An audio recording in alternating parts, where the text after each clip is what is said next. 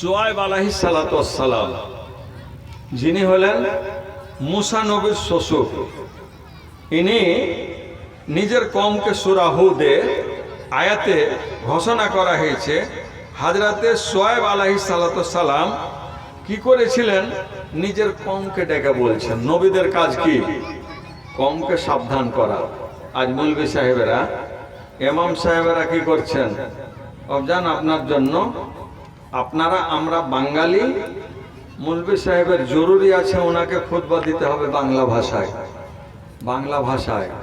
তাহলে একজন মৌলভী সাহেব কার আইন মানছেন?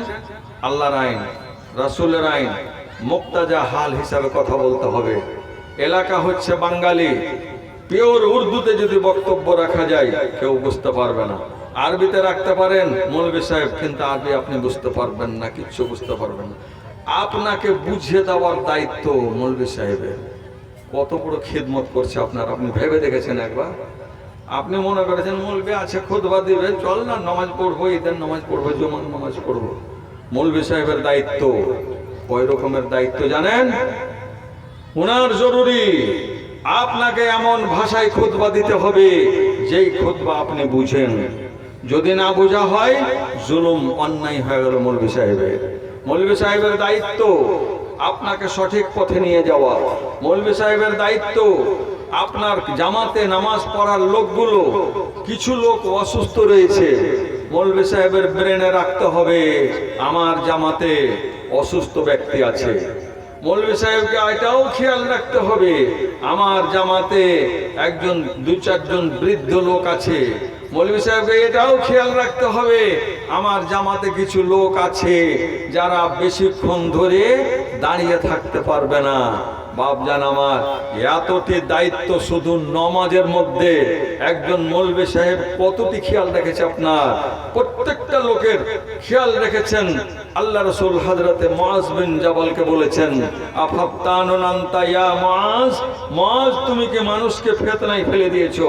তুমি লম্বা সূরা কেন পাঠ করেছো?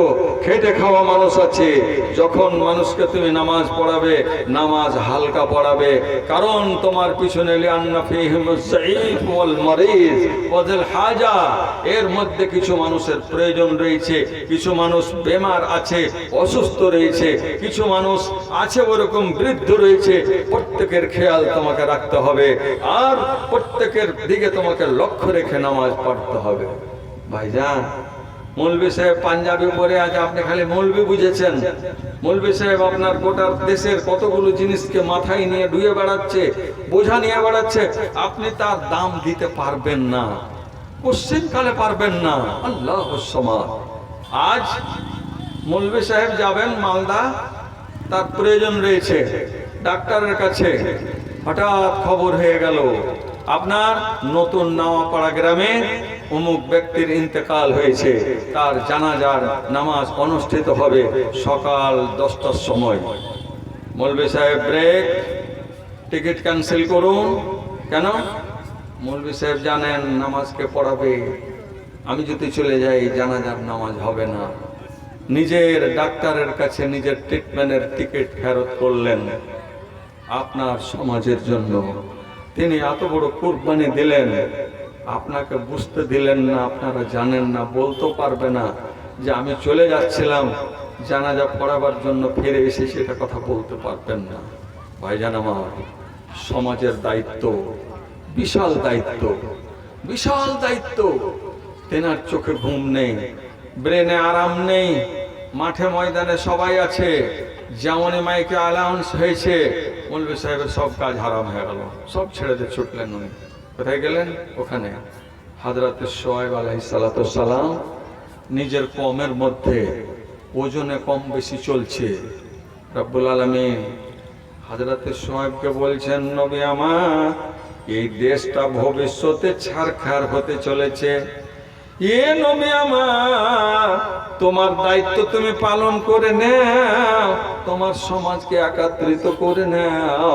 সমাজকে একত্রিত করার পরে তাদের তুমি বুঝান দাও, তাদের বলো, ইয়া কওমি এ আমার কম আউফুল মিকিয়াল ওয়াল মিজান বিল কিসতে, ওরে আমার কমের লোকেরা, তোমাদের যদি আমি যারা পরিমাণ তোমাদের যদি কোনো ভালো কাজ করে থাকি, তোমাদের জন্য যদি আমি মাঠে ময়দানে আল্লাহর দরবারে যদি আমি ভিক্ষে চেয়ে থাকি, এ সমাজের লোকেরা তোমরা যখন ঘুমাও তখন রাতের অন্ধকারে গোটা সমাজের জ্বালা যন্ত্রণা যখন আমার ব্রেনে যখন বিরাজ করতে শুরু করে রে কমের লোকেরা, তখন আমার ঘুম হারিয়ে যায়, বিছানা আমি ত্যাগ করতে বাধ্য হয়ে যায়। এ সমাজের লোকেরা, আমার কমের লোকেরা, তোমরা শুনে নাও, আল্লাহ পাক বলেছেন ওয়াল্লাযীনা ইয়াবিতুনা লিরাব্বিহিম সুজদান ওয়া কিয়ামা। আল্লাহর বান্দারে, কিছু বান্দা এমন আছে ইয়াবিতুনা লিরাব্বিহিম সুজদান ওয়া কিয়ামা, কিছু বান্দা এমন আছে সাজদায় পড়ে পড়ে ঘন্টার ঘন্টা ক্রন্দন করে করে যায় নামাজ ভিজিয়ে দিয়েছে। এ বন্ধু আমার, আল্লাহ পাক তাকে এমন দক্ষতা দিয়েছেন, এমন মন মানসিকতা দিয়েছেন, সমাজের দায়িত্ব তার মাথায় ভার পড়ে গেছে।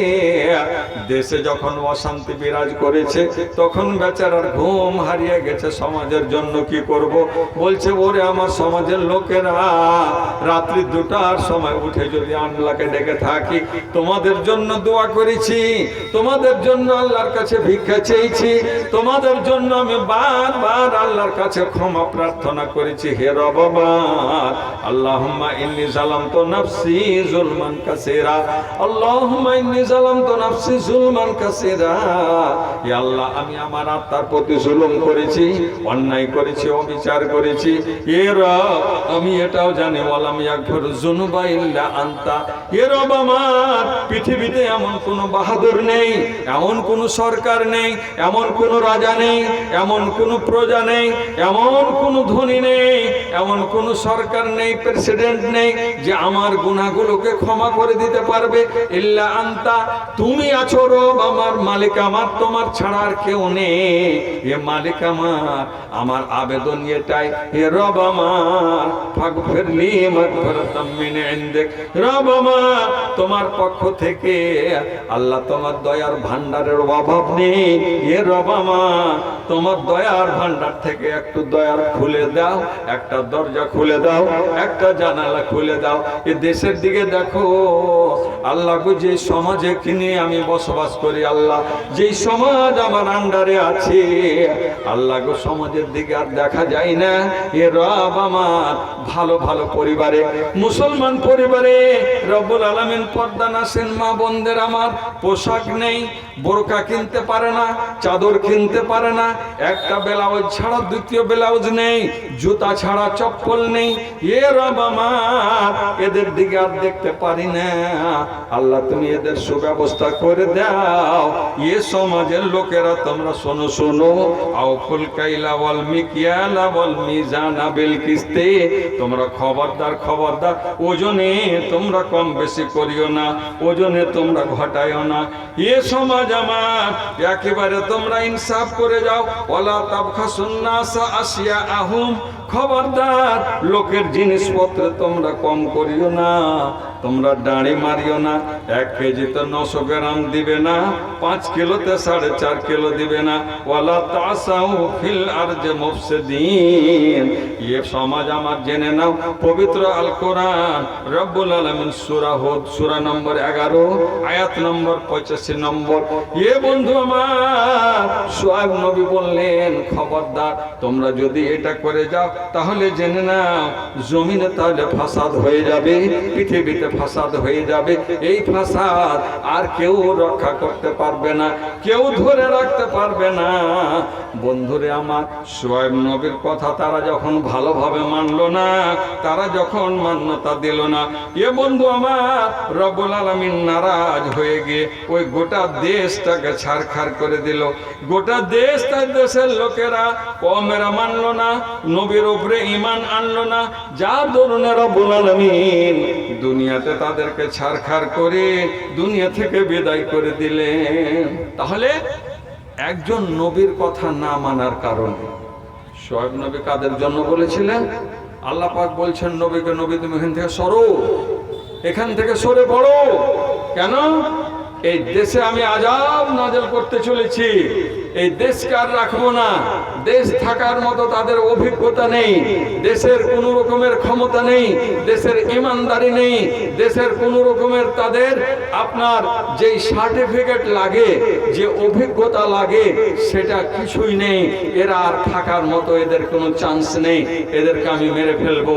নবী তোমাকে মারতে পারবো না, কারণ নবী হচ্ছেন নিষ্পাপ, নবী হচ্ছেন নিষ্পাপ। আল্লাহ পাক নবীদেরকে সরিয়ে দিয়েছেন, লূত নবীকে সরিয়ে দিয়েছেন, তার পরিবারকে সরিয়ে দিয়েছেন। আযাব অভিশাপ সরে যাওয়ার পরে পরে এমন আযাব এসেছে, দুনিয়া থেকে তাদেরকে বিনষ্ট করে আল্লাহ পাক তাদেরকে দুনিয়া থেকে উঠিয়ে দিয়েছে। ভাইজান আমার, আসুন আমরা একটু বুঝতে শিখি, একটু আমরা বুঝতে শিখি।